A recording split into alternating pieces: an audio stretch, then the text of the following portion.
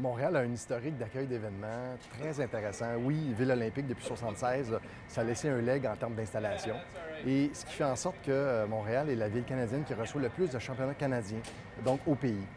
Il est certain que ça prend des incitatifs pour que les promoteurs puissent tenir leurs événements à Montréal. Oui, on parlait des installations, mais aussi un programme que la Ville a mis en place de soutien financier pour les promoteurs, donc pour attirer de nouveaux événements. On parle de 30 d'augmentation en 2 ans. Au complexe sportif Claude Robillard, cette année, en 2014, on constate une augmentation de 300 au niveau des événements spéciaux.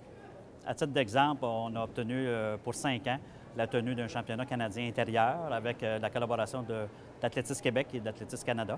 On a aussi à l'Arena Maurice Richard un championnat du monde de patin de vitesse, championnat national de nage synchro, championnat national de tennis de table en 2014.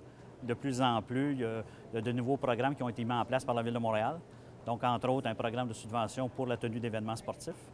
Et les organisations profitent de ce programme pour nous présenter des projets de compétition. Pour un athlète québécois, de participer à une compétition de niveau national chez lui, c'est important. C'est important parce qu'il peut compétitionner devant sa famille, ses amis. C'est important parce qu'il peut se sentir peut-être plus à l'aise que s'il devait voyager à l'extérieur.